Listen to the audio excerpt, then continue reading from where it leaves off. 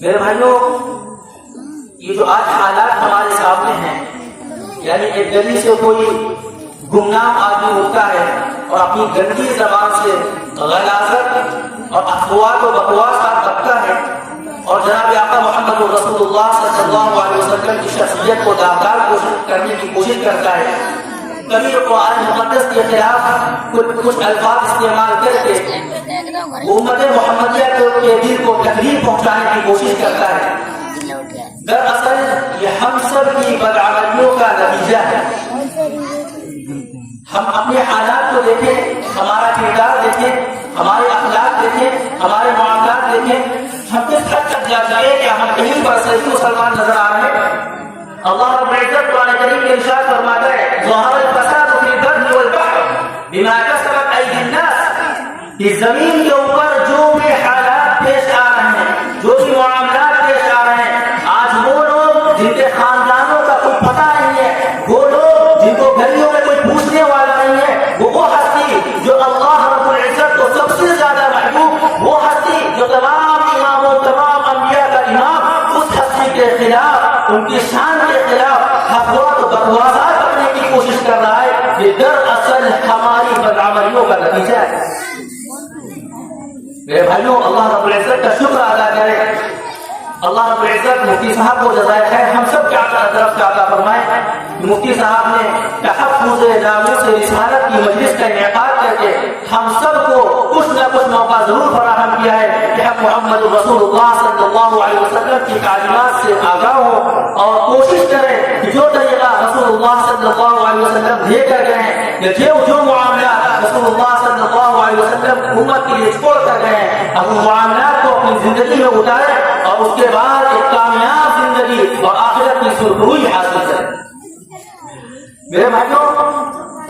آج ہم دیکھتے ہیں کہ کچھ لوگ اٹھتے ہیں اور ایسے لوگ جن کی کوئی حیثیت نہیں، کوئی وقار نہیں، گھر میں ان کا کوئی نام لے ہوا نہیں، ایسے لوگ اٹھ کر جناب آقا محمد رسول اللہ صلی اللہ علیہ وسلم کے خلاف زبانیں دراز کر رہے ہیں۔ میرے بھائیوں، ایسے لوگ جو اپنی زبانوں سے غلاظتیں نکالتے ہیں، جو آج گلی گلی کوچے کوچے سے نکل کر دعویٰ کر رہے ہیں اور طرح طرح کے الفاظ استعمال کر رہے ہیں، اور ان کا خیال ہے کہ ہماری ناپاک گندی اور بے حیثیت زبان سے جو ہم رسول اللہ کی شان کے خلاف الفاظ نکالیں گے، ان سے رسول اللہ کی شخصیت کو داغدار کیا جا سکتا ہے۔ وہ لوگ کان کھول کر سن لے، ان جیسے 1000 نہیں، لاکھ نہیں، جب سے دنیا وجود میں آئی ہے انگنت لوگ آئے ہیں، وہ ان کے خاندان، ان کی نسل نام لیوا کے کوئی نہیں، لیکن محمد رسول اللہ کی بات کی جائے تو 1450 سال گزر چکے ہیں۔ محمد رسول اللہ کی جو عظمت پہلے دن تھی وہ آج بھی باقی ہے۔ انشاءاللہ صبح قیامت کے رسول اللہ کی عظمت، رسول اللہ کی رفعت، رسول اللہ کی عظمت کے شان پر کوئی حرف نہیں آ سکتا ہے۔ ان لوگوں کی زبانیں جو شرف ہو سکتی ہے، لیکن محمد رسول اللہ صلی اللہ علیہ وسلم کی شخصیت کو داغدار نہیں بنایا جا سکتا۔ ایک نہیں 1000 کوششیں کر لیں، 1000 طریقے کے حربے اپنا لیں، لیکن ہمارے پیارے نبی جناب آقا محمد رسول اللہ صلی اللہ علیہ وسلم قرآن کہتا ہے وَرَفَعْنَا لَكَ ذِكْرَكَ، اے محمد ہم نے تیرے ذکر کو بلند کر دیا، تیرے شان کو بلند کر دی، کتنا بلند کر دیا، کتنا بلند کر دیا، اتنا بلند کر دیا کہ اس زمین پر کسی گھنٹے کا کوئی منٹ، کسی منٹ کا کوئی سیکنڈ، کسی سیکنڈ کا کوئی لمحہ بھی ایسا نہیں جاتا ہے جس لمحے میں جناب آقا محمد رسول اللہ صلی اللہ علیہ وسلم کی شان اور آپ کی عظمت اشہد ان محمد رسول اللہ کی صدا میں نہ بلند ہو رہی ہو۔ زمین پر کسی لمحے کا کوئی حصہ ایسا نہیں ہے جس لمحے میں اشہد ان محمد رسول اللہ کی صدا بلند نہ ہو رہی ہو۔ میرے بھائیوں، ایسے لوگ آئے تھے، آئے ہیں اور آتے رہیں گے، لیکن ان کا انجام وہی ہوگا جو ان سے پہلے کا ہوگا۔ ان کی نسلوں کا کوئی پتہ نہیں بتا سکتا، لیکن ہم قربان جائیں جناب آقا محمد رسول اللہ کی عظمت پر، آپ کی رفعت پر، آپ کی شان پر، کہ خدا کی قسم نہ کوئی حرف لگا سکتا تھا، نہ صبح قیامت تک کسی کو مٹنا اختیار مل سکتا ہے، نہ کسی کی زبان میں اتنی طاقت آ سکتی ہے، نہ کسی کا قلم یہ گواہی دے سکتا ہے کہ محمد رسول اللہ صلی اللہ علیہ وسلم کی شخصیت داغدار ہو۔ ایسا ناممکن ہے، محال ہے، ایسا ہو ہی نہیں سکتا۔ میرے بھائیوں، رسول اللہ صلی اللہ کہ رسول اللہ صلی اللہ علیہ وسلم کی ذات اس زمین پر طرح طرح وہ ذات ہے جس ایک شخصیت کے بارے میں ایک نہیں لاکھوں کتابیں لکھی جا چکی اور لکھی جا رہی ہے اور صبح قیامت تک لکھی جاتی رہیں گی، اور صرف مسلمان نہیں بلکہ تمام مذاہب سے تعلق رکھنے والے لوگ آپ صلی اللہ علیہ وسلم کے اعمال، آپ کے اخلاق، آپ کے اطوار، آپ کے معاملات اور آپ کی رفعت اور آپ کی شان اور آپ کی بلندی کو ذکر کر رہے ہیں اور کرتے جا رہے کرتے رہیں گے انشاءاللہ صبح قیامت تک۔ تبھی وہ رفعنا لک ذکرک رسول اللہ صلی اللہ علیہ وسلم کا حق ادا نہیں ہو سکتا۔ میرے بھائیوں، رسول اللہ صلی اللہ علیہ وسلم کی شان کتنی بلند ہے، ہم غور کریں اپنے نبیوں پر، دوسرے انبیاء پر غور کریں۔ حضرت موسیٰ علیہ السلام کی ہم تاریخ اٹھا کر دیکھتے ہیں تو حضرت موسیٰ علیہ السلام جب اپنی قوم سے کہتے ہیں کہ تمہیں ضرورت ہے اسلام کی، اللہ رب العزت کا حکم ہے ہمارے ساتھ چلو اور ان کے سامنے کھڑے ہو، مقابلہ کرو اور بتا دو حق کیا ہے باطل کیا ہے، تو اس کی حضرت موسیٰ کی قوم نے کیا کہا؟ اذهب انت وربك فقاتلا انها هنا قاعدون۔ اے موسیٰ، آپ اور آپ کے رب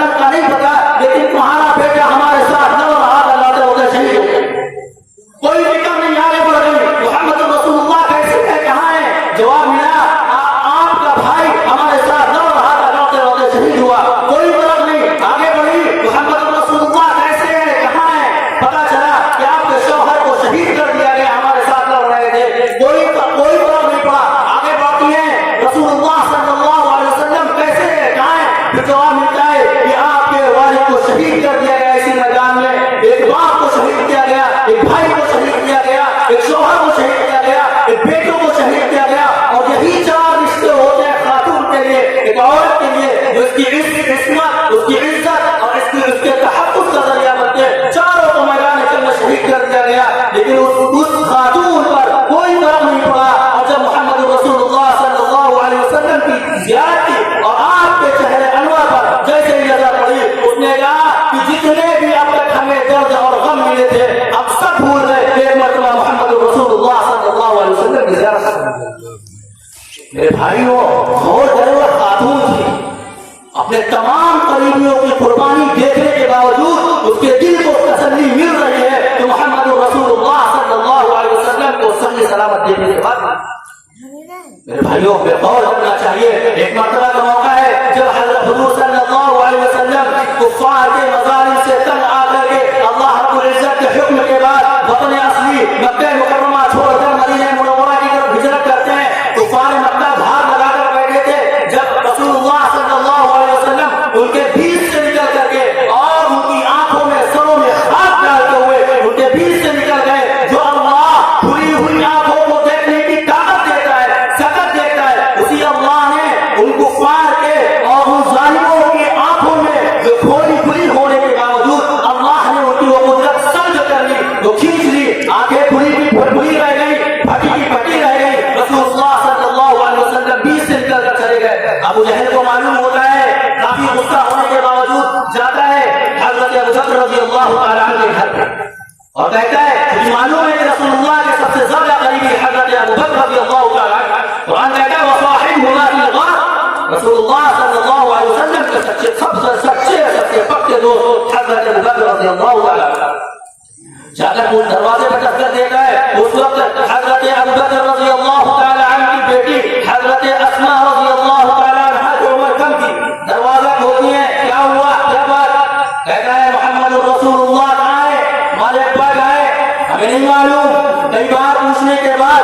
ابو جہل کو غصہ آیا, اس نے زور نہ مارا. اس کے بعد حضرت اسماء رضی اللہ تعالیٰ عنہ دی اور ان کو چوٹ بھی لگی. اس کے بعد پھر پوچھا, بتا تیرے ابا کہاں ہے, محمد رسول اللہ کہاں گئے؟ کہا تجھے مارنا ہے مار دے, جان لینا ہے لے لے, لیکن میں نہیں بتاؤں گی کہ محمد رسول اللہ کہاں ہے, کیونکہ اگر بتا دوں گی کہ محمد رسول اللہ کی ذات کو, آپ صلی اللہ علیہ وسلم کے وجود کو تکلیف ہو جائے گا. میں اپنی جان دینا گوارا کر سکتی ہوں, لیکن محمد رسول اللہ صلی اللہ علیہ وسلم پر قرار نہیں ہے. تو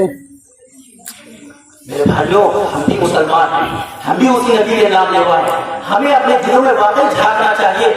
اور اپنے نفس کا محاسبہ کرنا چاہیے کہ ہم محمد رسول اللہ صلی اللہ علیہ وسلم کے امتی ہونے کا فخر تو ضرور کر رہے ہیں, لیکن صحیح معنوں میں ہمارے دل میں کتنی محبت ہے, ہمارے دل میں کتنی عظمت ہے رسول اللہ صلی اللہ علیہ وسلم کی. کیا وہی والی محبت ہے جو رسول اللہ صلی اللہ علیہ وسلم نے صحابہ کو دی تھی, جو صحابہ کے دلوں میں محبت پیدا ہوئی تھی, کیا وہی ہے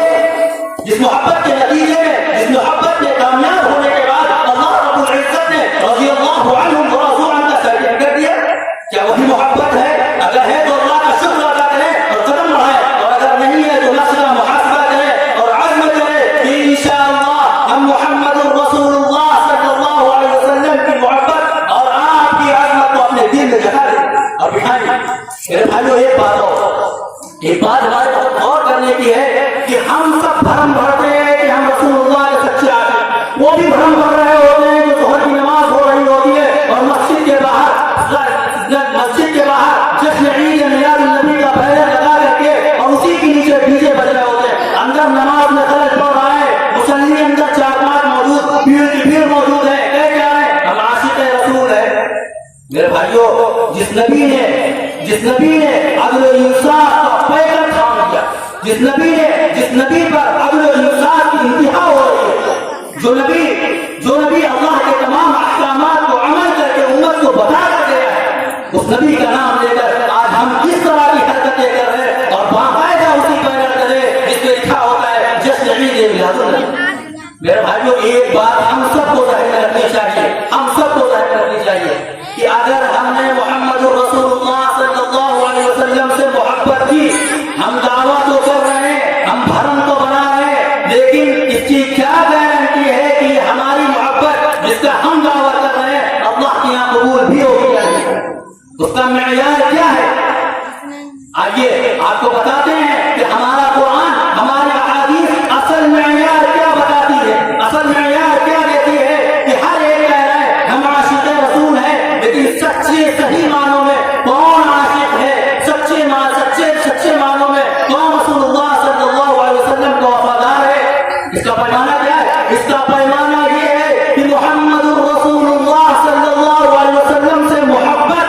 آپ کے طریقے پر، شریعت کے طریقے پر، اسلام کے طریقے پر، رسول اللہ کی بتائی ہوئی تعلیمات کے مطابق اگر ہے تو سمجھ لو سچا عاشق۔ لیکن رسول اللہ سے محبت منشائے طریقے پر، رسول اللہ سے محبت منمانی کر کے، رسول اللہ سے محبت اپنی عیاشی کر کے، رسول اللہ سے محبت جو اچھا لگے ہو کر کے، رسول اللہ سے محبت مسلمانوں کو غیروں کو تکلیف پہنچا کر، میرے بھائیوں اس کا کوئی وعدہ نہیں کیا جا سکتا کہ جس محبت کا ہم بھرم بنا کر کے دنیا کے اندر لائے لگا ہے وہ آخرت میں اللہ رب العزت کو ملے گا بھی۔ معیار یہی ہے کہ رسول اللہ سے محبت رسول اللہ کے طریقے پر، کامیابی کی ضمانت قرآن کی، رسول اللہ سے محبت اپنے طریقے پر، کوئی کامیابی کی ضمانت نہیں۔ 1000 بار مارے لگائیں کامیابی کی کوئی ضمانت نہیں۔ اس لیے میرے بھائیوں ہم سب کو چاہیے کہ ہم رسول اللہ صلی اللہ علیہ وسلم سے سچی محبت کریں اور واقعی اس طرح محبت کریں جس طرح محبت کرنے کا حق ہے، جس طرح